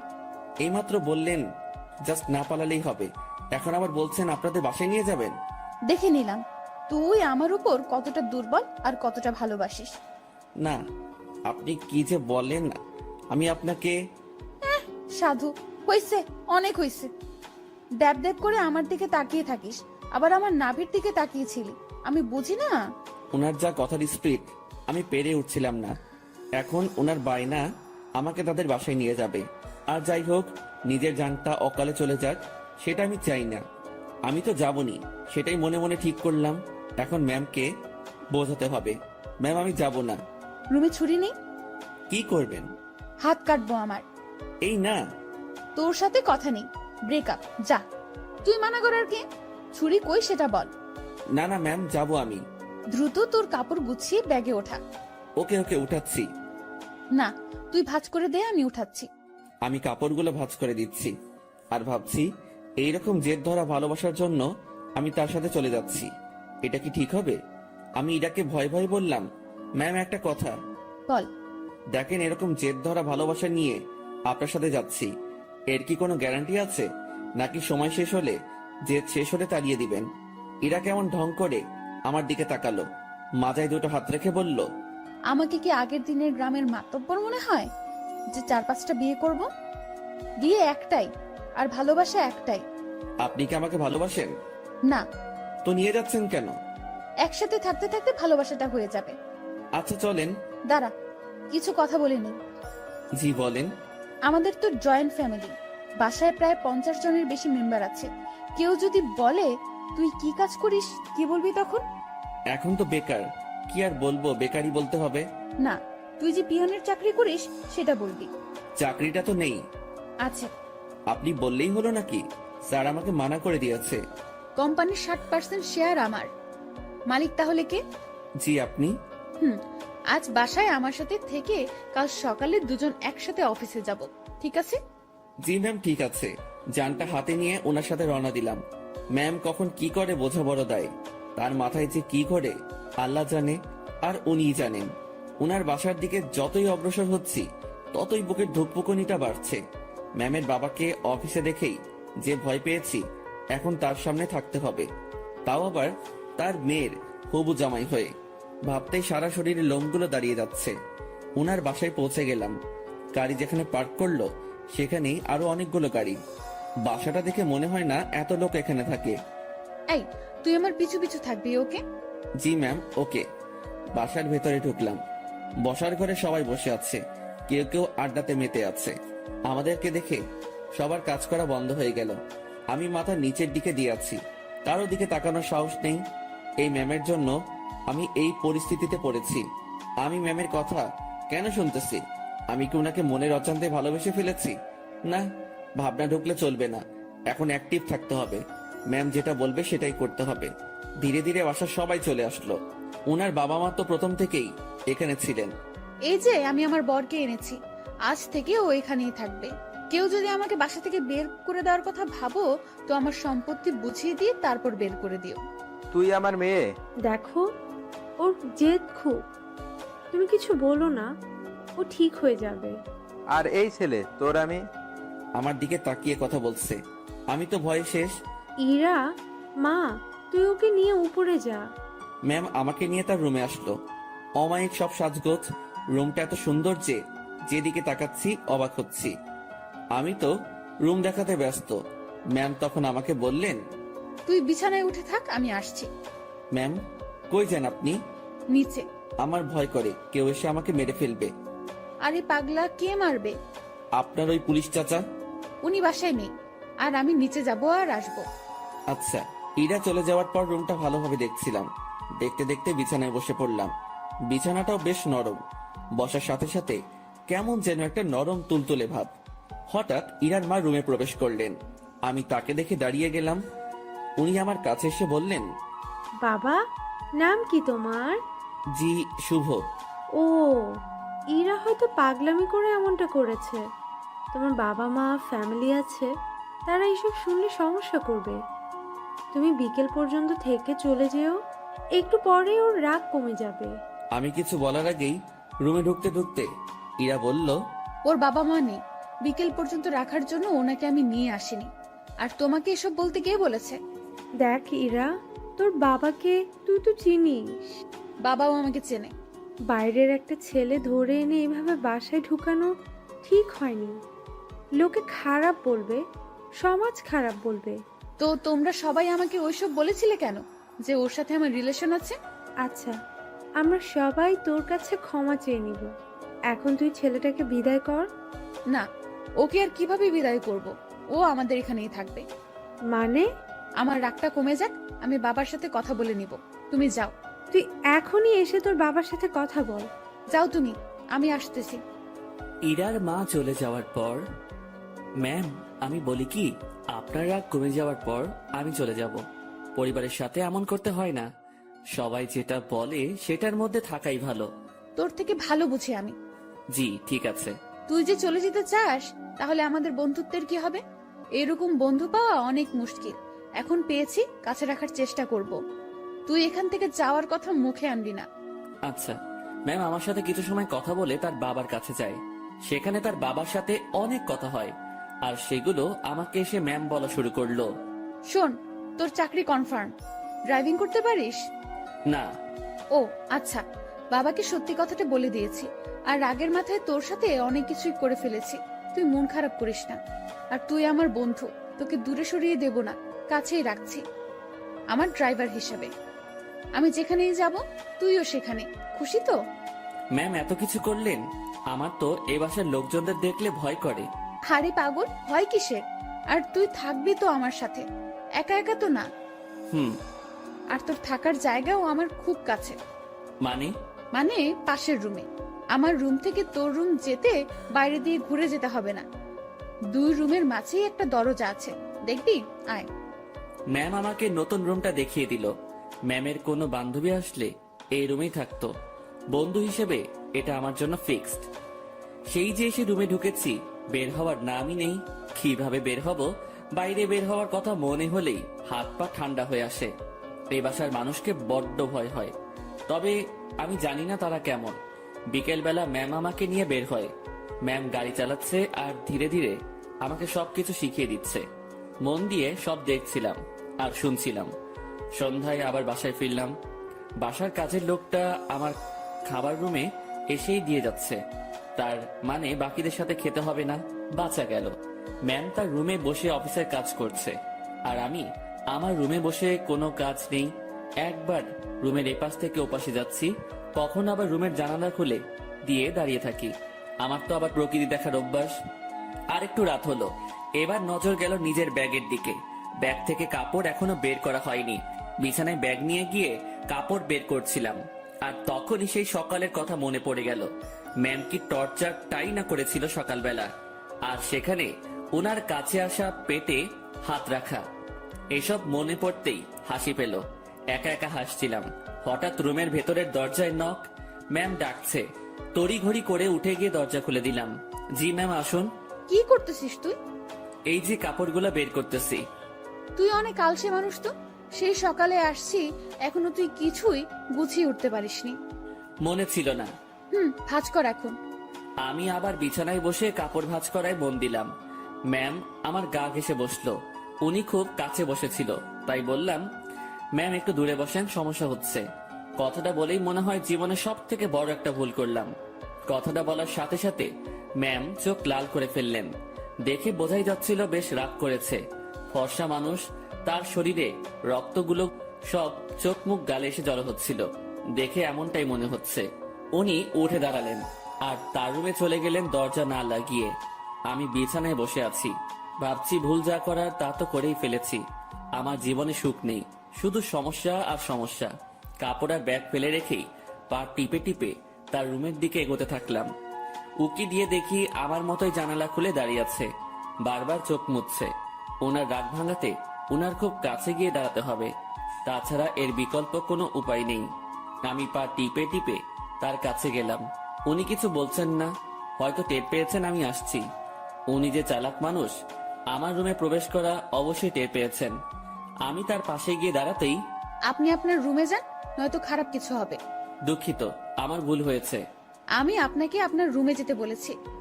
আমি আরেকটু কাছে গিয়ে দাঁড়ালাম, কিন্তু তার শরীরের সাথে স্পর্শ লাগেনি। রাগ উঠায়েন না আর। আচ্ছা, ইংরেজি ভাষায় বলতেছি, সরি। তোর সরের আমি, তুই যাবি এখান থেকে? একটু তো দূরেই যেতে বলেছি, তাতেই এত রাগ করতে হবে? আমি তো দূরের মানুষ, দূরেই থাকবো, তাই না? না, কাছের মানুষ। না না, কাছের মানুষ তো দূরে থাকে না, কাছেই থাকে। সরি, আমি বুঝতে পারিনি। আমার বলাটা ঠিক হয়নি। আপনার কাছে আসাটা ঠিক ছিল। রাত হয়েছে, রুমে গিয়ে ঘুমিয়ে পড়ো, সকালে অফিস আছে। রাগ কমেছে তো আপনার? কমে যাবে। এত অভিমানী আমি কখনো দেখিনি। আমি নিজেই নিজেকে প্রশ্ন করলাম, আমি ভুল করছি না তো? উনি এত বন্ধুত্বের কথা বলতেছেন, আমি তো তার ডাকে একটুও সাড়া দিচ্ছি না। আমার কি দূরে থাকাটা ঠিক হচ্ছে? উনি তো তার বন্ধুর জন্য অনেক কিছুই করেছে, আমি তো কিছুই করতে পারলাম না, বা এখনো কিছু করিনি। আমি কি তার বন্ধুত্বের ভালোবাসায় সাড়া দিব? মনের সাথে বোঝাপড়া যখন শেষ হলো, তখন আমি তার ডান হাতটা আমার দু হাতের মধ্যে রেখে বললাম, এই তো কাছে এসেছি, আর দূরে যাওয়ার কথা বলবো না। অমন ভুল কখনো হবে না, সরি। সত্যি তো? ওনার কণ্ঠ শুনে মনে হচ্ছিল অভিমানটা অনেকটাই কমেছে। কেন যে ম্যাম এমনটা করে? ম্যাম, এখন যাই তাহলে। কাছে থাকতে ভালো লাগছে না। আপনি তো বললেন কাল অফিস আছে, আমাকে ঘুমাতে বললেন। পরে ঘুমাবি। ম্যাম আনমনে জানালা দিয়ে বাইরে তাকিয়ে আছেন। তার ডান হাতটা তখনই আমার দু হাতের মধ্যে এক অন্যরকম ভালো লাগা কাজ করছিল তখন। সেটা যে কি আমি ঠিক বলতে পারবো না। আমি ম্যামের মুখের দিকে তাকালাম, দেখি মিটিমিটি হাসছে। আমি তার হাসি দেখে প্রশ্ন করেই বসলাম, এভাবে আনমনে বাইরে তাকিয়ে কি দেখেন? বাইরে কি দেখি? তোকে। আমাকে মানে? আরে পাগলা, তুই আমার জীবনে এমন ভাবে আসলি, মানে আমি ভাবতেই পারিনি। তোর মতো একটা গাধা, তবে ভালো মানুষের সাথে বন্ধুত্ব হয়েছে। তবে আমার পোড়া কপাল। কেন? তুই আমাকে দেখে ভয় করিস, তেমন কথা বলতে চাস না। আমি যা বলি শুধু সেটাই করিস। আর কি করব? যাই হোক, সব ঠিক হয়ে যাবে। যা, এখন ঘুমিয়ে পড়। আচ্ছা, গুড নাইট। Good night. পরদিন সকালবেলা থেকে অফিস করা শুরু করলাম। ম্যামের সাথেই সবসময় থাকা, উনি যা বলে সেগুলো শোনা এবং করা, এগুলোতেই ব্যস্ত। দিনকে দিন যাচ্ছিল, আমার অবস্থা ততই ভালো হচ্ছিল। ম্যামের সাথে কথা বলতে এখন আর ভয় লাগে না। কোনো কিছু লাগলে সোজা সাপটা বলে দেই। এদিকে ড্রাইভিংটাও একটু একটু শিখেছি। তাদের বাসার দু একজনের সাথে কথা হয়েছে। মোটামুটি সবকিছু স্বাভাবিকের দিকেই বলা যায়। কিন্তু এমনটা একটা দিন আসলো, সেদিন আমার স্বাভাবিক মন আর ঠিক থাকলো না। ম্যামের বাবা ম্যামের বিয়ের জন্য ছেলে দেখেছে। আজ অফিসে যাওয়া হয়নি আমাদের, কারণ ছেলেপক্ষ দেখতে আসবে। কিন্তু আমার কেমন জানি ভয় ভয় লাগছে। বারবার মনে হচ্ছে ওনার বিয়ে হওয়ার কি দরকার? এমন থাকলেও তো পারে। আমি যা ভাবছি সেটা তো ভুল, বিয়ে তো হবেই। আমি আমার রুমে বসে ছটফট করছিলাম। ম্যামের রুমে বারবার উকি দিচ্ছি। উনি বেশ স্বাভাবিকভাবেই আছেন। দেখে মনে হচ্ছে না উনি কোনো টেনশন বা ভয় আছেন। তাহলে আমি ভয় করছি কেন? আমি তাকে হারানোর ভয় করছি না তো? ছি ছি, তাকে হারানোর কি আছে? সে তো আর আমার না।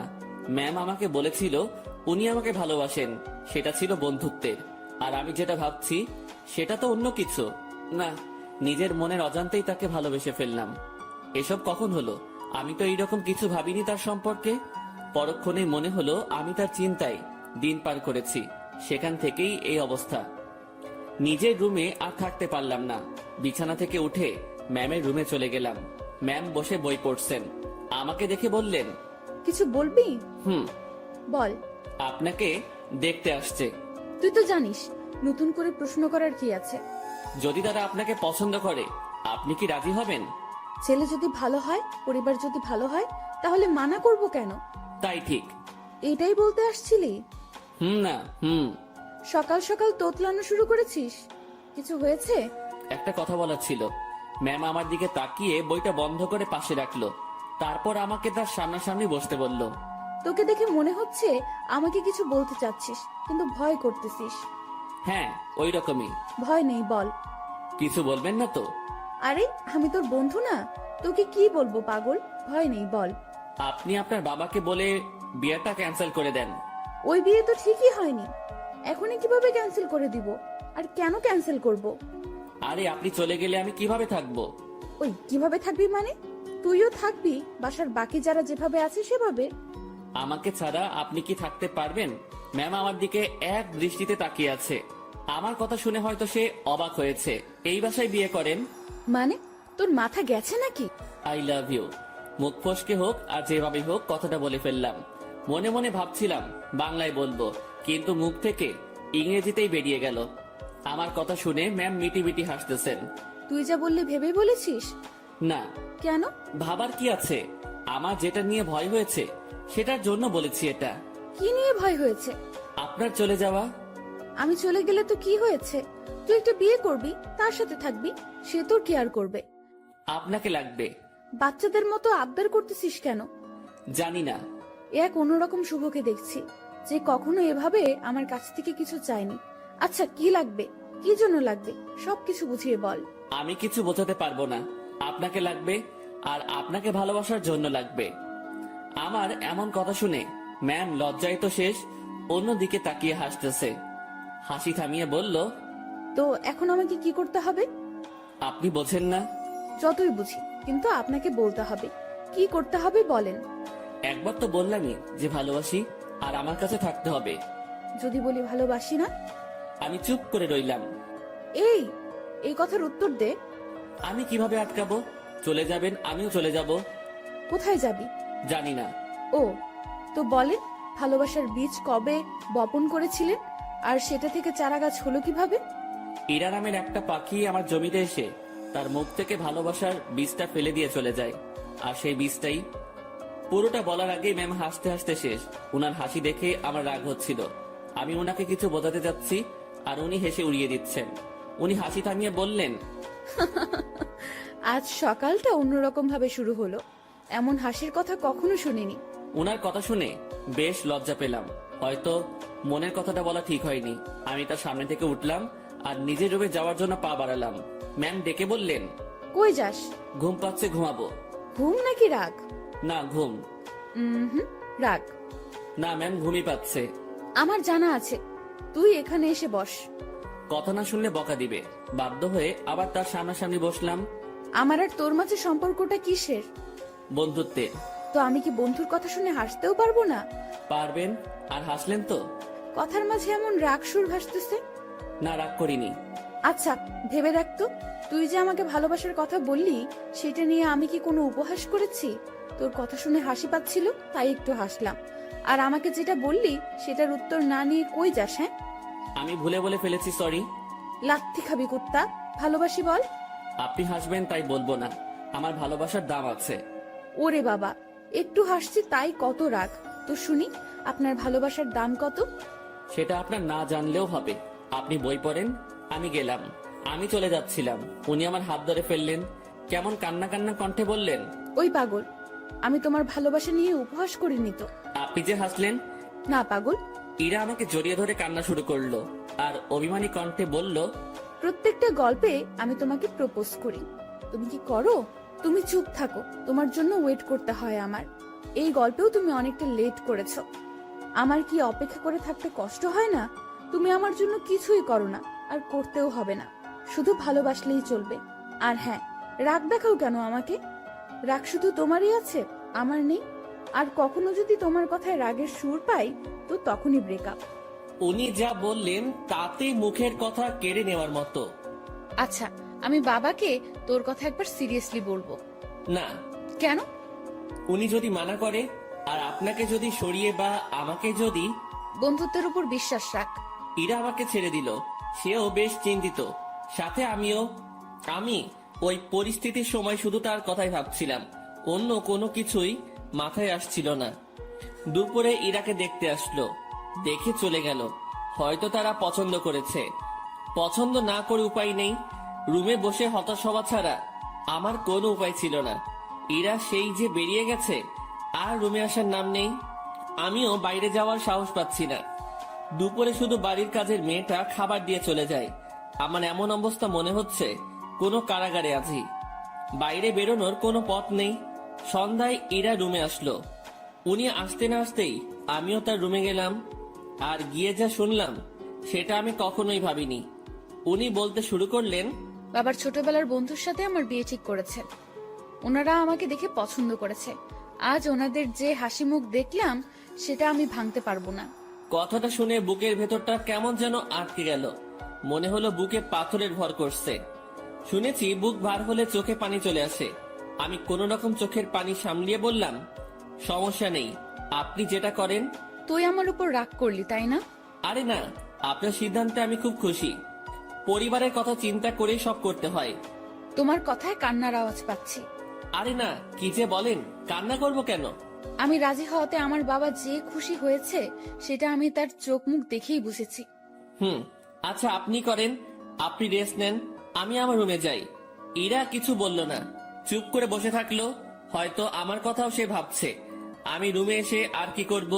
ছেলেদের তো আওয়াজ করে কান্না করতে নেই, লোকে খারাপ বলবে। রুমের মধ্যে কিছুক্ষণ থাকলাম, ভালো লাগলো না। বাসার ছাদের দিকে রওনা দিলাম। আমি কখনো যাইনি এই বাসার ছাদে, এই প্রথম যাচ্ছি। ছাদে পৌঁছে এক করে চুপটি করে দাঁড়িয়ে আছি।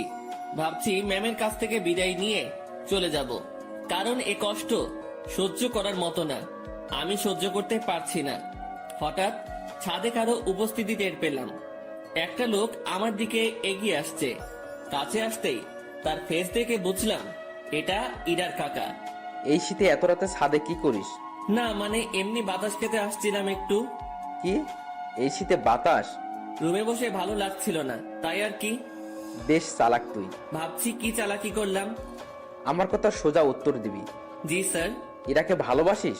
কি বলবো বা কি বলা উচিত? সত্যিটা কি বলবো? আবার আমার কোনো বিপদ আসবে না তো? সত্যিটাই বলবো, যা হবার হবে। ভালোবাসি।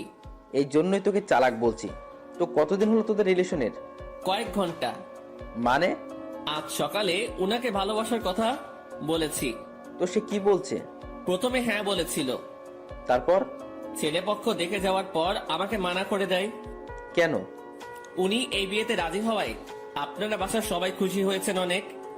আপনাদের হাসি মুখ দেখে এসে উনি আমাকে মানা করে। বাহ, তুই তো বেশ সাহস নিয়ে আমার সাথে কথা বলছিস, ভয় করছে না তোর? আপনি তো সত্যিটা বলতে বললেন। তো তুই এখন কি করবি? চলে যেতে হবে এখান থেকে। রাতেই? না, সকালে ওনার দেখা করে চলে যাব। বাহ, তো দেবদাস হয়ে কোথায় ঘুরে বেড়াবি? আমি চুপ হয়ে গেলাম। উনি মজা নিচ্ছেন বোঝাই যাচ্ছিল। চুপ হয়ে গেলি কেন বল? জি স্যার, কিছু না, আমি আসলে ভুল করেছি, মাফ করে দিন। আমি কাল সকালে চলে যাব। যা রুমে যা। জি। এই শোন। বলেন। স্মোক করিস? জি না। বাসা কোথায় তোর? রাজশাহী। সমস্যা?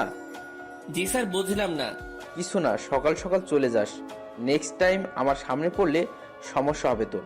আমার সামনে যেন না দেখি। জি স্যার, আর দেখবেন না আমাকে। রুমে আসলাম, তার সাথে কথা বলতে ভয় তো করছিলই না, মনে হচ্ছিল আরো কিছু সময় কথা বলি। তারপর ভাবলাম আমার সাথে তার যে কথাটা হয়েছে এটা ম্যামকে জানানো দরকার।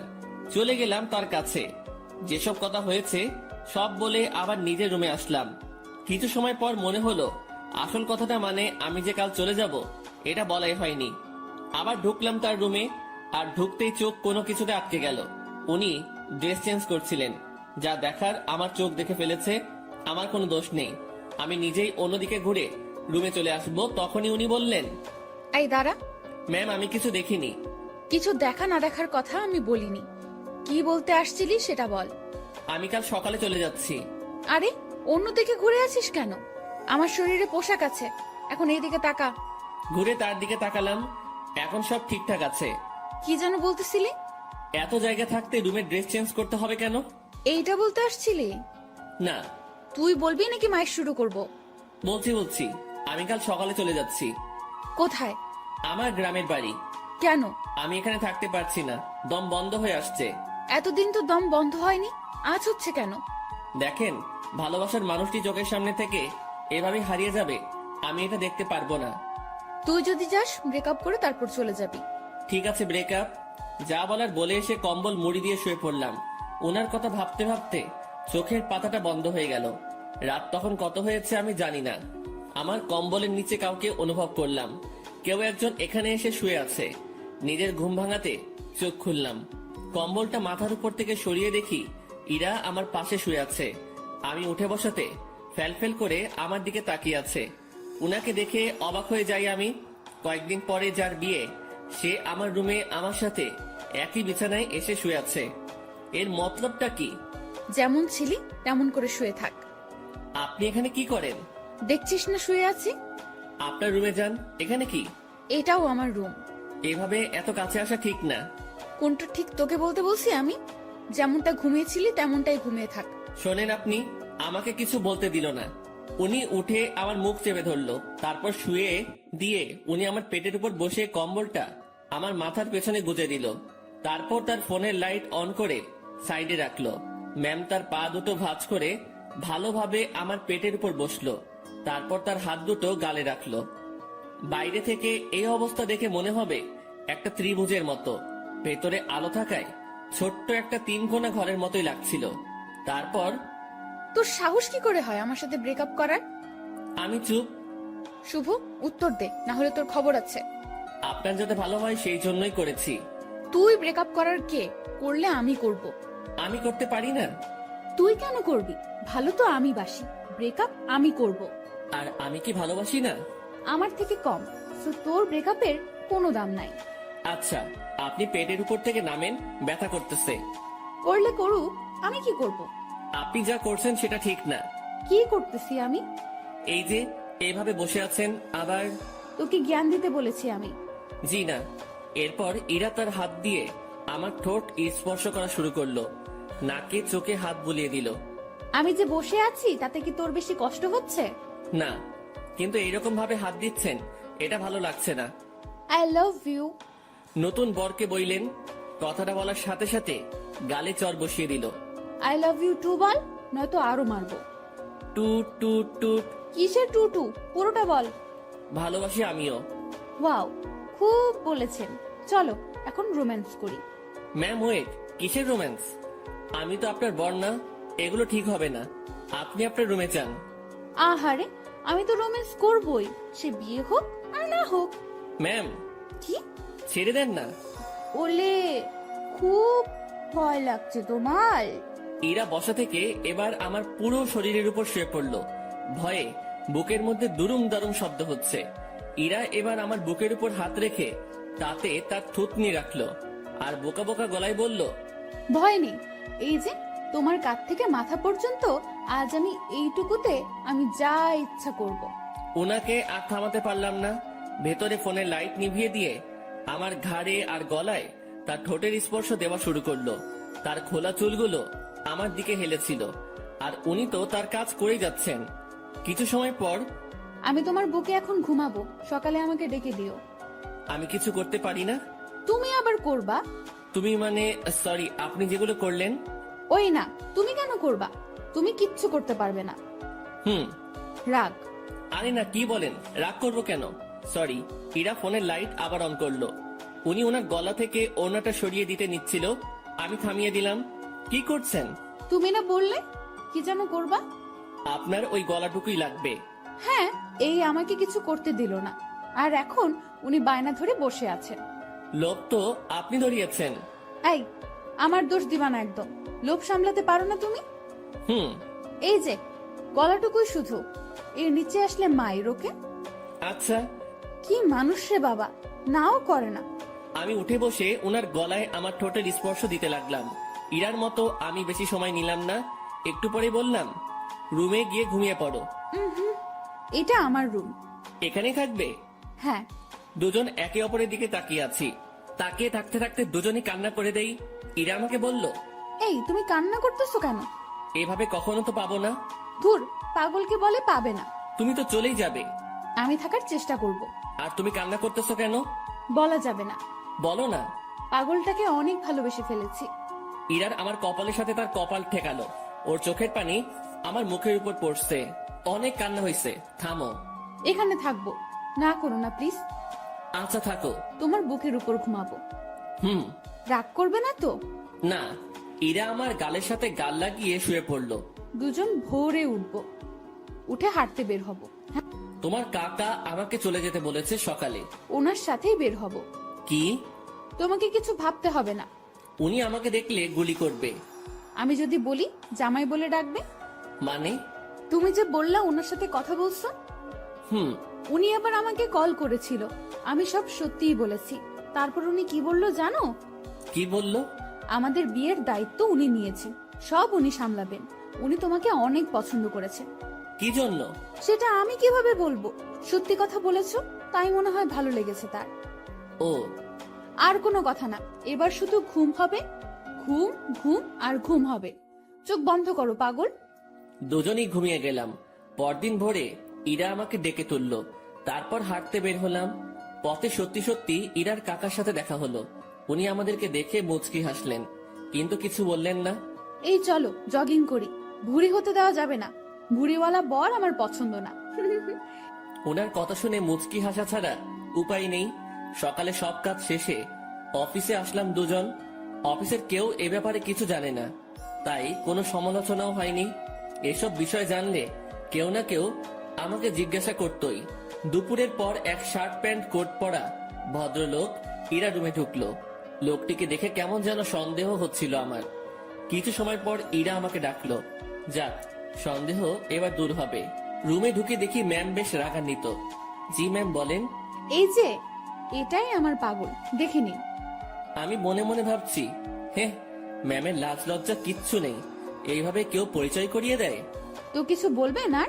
এরকম একটা ছেলেকে আপনার পছন্দ? ওর কিছু আছে? দেখতে তো কেমন জানি লাগে। ওই আমার পাগলের মধ্যে কি আছে না আছে আমি জানি, আপনাকে বুঝতে হবে না। আপনি আসতে পারেন। ভেবে দেখেন, এর সাথে থাকলে আপনার জীবন নষ্ট হতে পারে।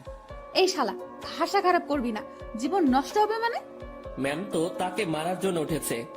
এতক্ষণে বুঝলাম এই লোকটাই ম্যামকে দেখতে আসছিল। ম্যাম যেভাবে মারার জন্য দাঁড়িয়েছে, লোকটি ভয়ে চেয়ার উল্টে পড়ে যায়। ম্যামকে থামিয়ে আমি ওনাকে টেনে তুললাম। দেখছিস আমার পাগলের মধ্যে কি আছে? সে চলে গেল। ম্যাম, এইভাবে কেউ ভয় দেখায়? আরে ভাই বলিস না, মাথাটাই খারাপ করে দিছে। আমি কত বুঝালাম, বুঝলোই না। হুম। আমি বাইরে চলে আসছি। ম্যাম তখন পেছন থেকে ডাকলো। ওই আমার পাগল, জি ম্যাম বলেন। উনি মুচকি হেসে বললেন, কিছু ফাইল কপি করতে হবে, একটু সাহায্য করবেন? আমি করে দিচ্ছি। আরে আমার রুমের মেশিনে কালি নেই, তুমি ম্যানেজারের রুম থেকে বের করে নিয়ে আসো। আচ্ছা। ইরা ফাইলগুলো আমার হাতে দিল। উনিও ফাইলটা ধরে আছেন, আমিও এক পাশে ধরে আছি।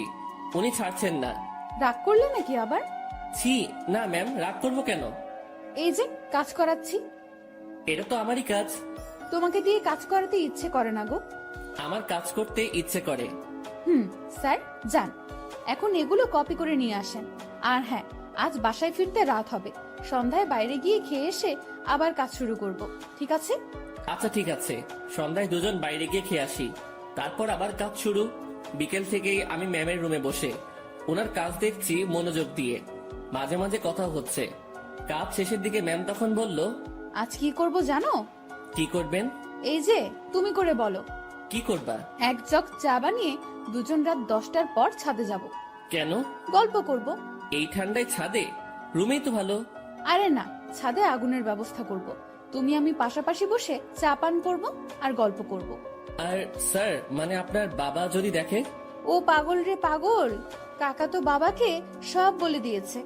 বাবা আবার তার বন্ধুকে মানা করে দিয়েছে, আর সেই জন্যই ছেলেটি আমার কাছে আসছে রিকোয়েস্ট করার জন্য, যাতে আমি মানা না করি।